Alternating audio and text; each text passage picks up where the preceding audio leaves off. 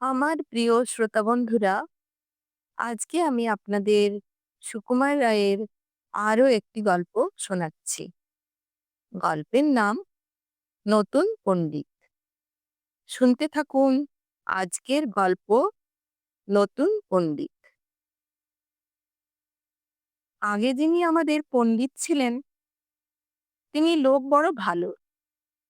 মাঝে মাঝে আমাদের যে ধমক ধমক না করিতেন তাহা নয়, কিন্তু কখনো কাহাকেও অন্যায় শাস্তি দেন নাই। এমনকি ক্লাসে আমরা কত সময় গোল করিতাম, তিনি মাঝে মাঝে আহ বলিয়া ধমক দিতে। তার হাতে একটা ছড়ি থাকিত। খুব বেশি রাগ করিলেই সেই ছড়িটাকে টেবিলের উপর আছড়াইতেন। সেটিকে কোনোদিন কাহারও পিঠে পড়িতে দেখি নাই। তাই আমরা কেউ তাহাকে মানিতাম না। আমাদের হেডমাস্টার মশাইটি দেখিতে তার চাইতেও নিরীহ ভালো মানুষ। ছোট্ট বেটে মানুষটি, গোঁফ দাড়ি কামানো, গোল গাল মুখ, তাহাতে সর্বদাই যেন হাসি লাগিয়াই আছে। কিন্তু চেহারায় কি হয়, তিনি যদি শ্যামচরণ কার নাম বলিয়া ক্লাসে আসিয়াই আমায় ডাক দিতেন, তবে তার গলার আওয়াজেই আমার হাত পা যেন পেটের মধ্যে ঢুকিয়া যাইত। তার হাতে কোনোদিন বেত দেখি নাই, কারণ বেতের কোনো দরকার হইত না।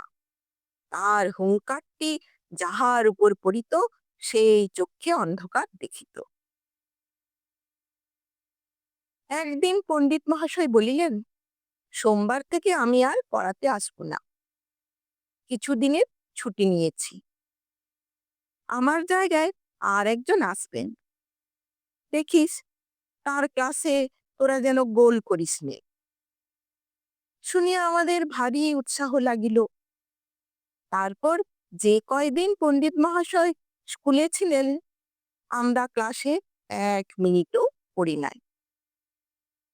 একদিন বিহারীলাল পড়ার সময় পড়িয়াছিল, সেই জন্য আমরা পরে চাঁদা করিয়া তাহার কান বলিয়া দিয়াছিলাম।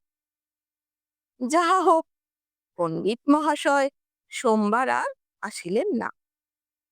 তার বদলে যিনি আসিলেন, তার গোল কালো চশমা, মুখ ভরা গোফের জঙ্গল আর বাঘের মতন আওয়াজ শুনিয়া আমাদের উৎসাহ দমিয়া গেল। তিনি ক্লাসে আসিয়াই বলিলেন, পড়ার সময় কথা বলবে না, হাসবে না, যা বলবো তাই করবে। রোজকার পড়া রোজ করবে, আর যদি তা না করো তাহলে তুলে আছাড় দেব। শুনিয়া আমাদের তো চক্ষু স্থির। ফকির চাঁদের তখন অসুখ ছিল। সে বেচারা কদিন পরে ক্লাসে আসিতেই নতুন পণ্ডিত মহাশয় তাহাকে পড়া জিজ্ঞাসা করিয়া বসিলেন। ফকির হতমত খাইয়া ভয়ে আমতা আমতা করিয়া বলিল, আজ্ঞে, আমি স্কুলে আসিনি। পণ্ডিত মহাশয় রাগিয়া বলিলেন, স্কুলে আসনি তো কোথায় এসেছো? তোমার মামার বাড়ি? বেচারা কাঁদো কাঁদো হইয়া বলিল, 7 দিন স্কুলে আসিনি, কি করে পড়া বলবো? পণ্ডিত মহাশয় চুপ রাও বেয়াদব, মুখের উপর মুখ বলিয়া এমন গর্জন করিয়া উঠিলেন যে ভয়ে ক্লাস শুদ্ধ ছেলের মুখের তালু শুকাইয়া গেল। আমাদের হরিপ্রসন্ন অতি ভালো ছেলে। সে একদিন স্কুলের অফিসে গিয়া খবর পাইল, সে নাকি এবার প্রাইজ পাইবে। খবরটা শুনিয়া সে বেচারা ভারী খুশি হইয়া ক্লাসে আসিতেছিল। এমন সময় নতুন পণ্ডিত মহাশয়, হাসছো কেন বলিয়া হঠাৎ এমন ধমক দিয়া উঠিলেন যে মুখের হাসি এক মুহূর্তে আকাশে উড়িয়া গেল। তাহার পরদিন আমাদের ক্লাসের বাহিরে রাস্তার ধারে কে যেন ঘো ঘো করিয়া হাসিতেছিল। শুনিয়া পণ্ডিত মহাশয় পাশের ঘর হইতে হা হা করিয়া ছুটিয়া আসিলেন।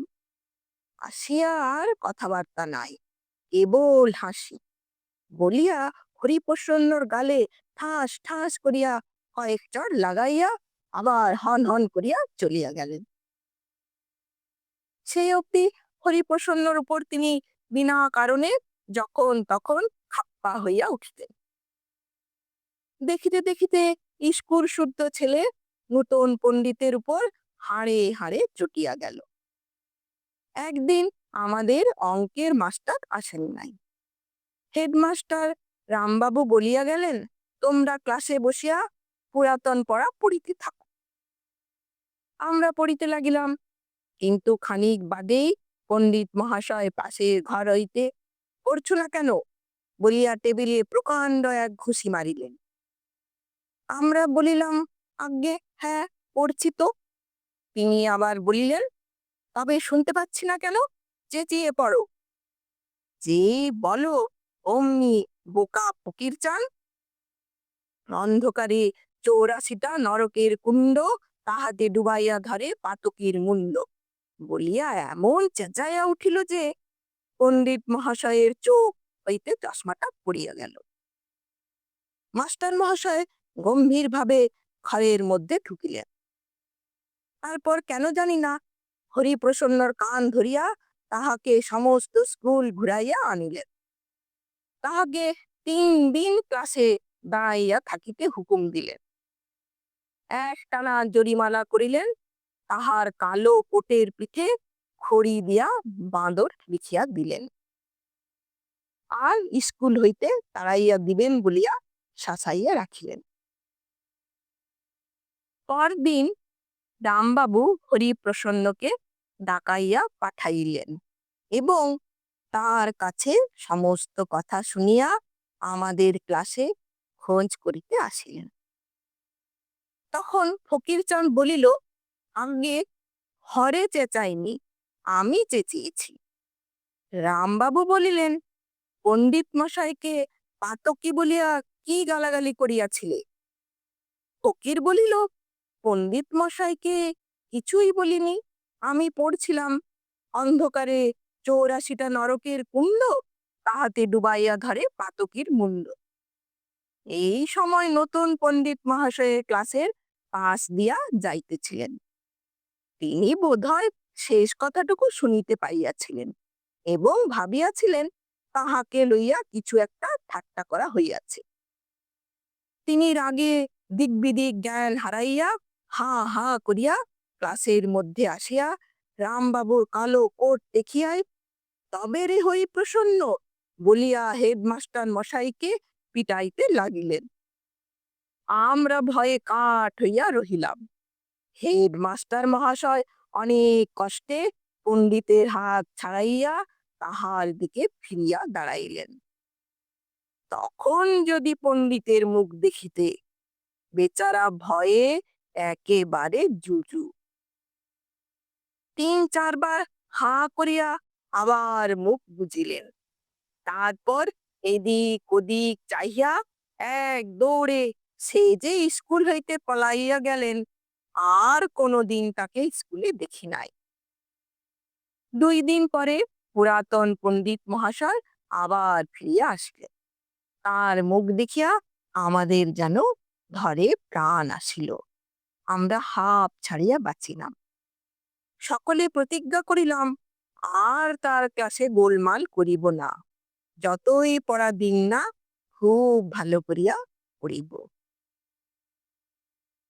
নমস্কার, ভালো থাকবেন।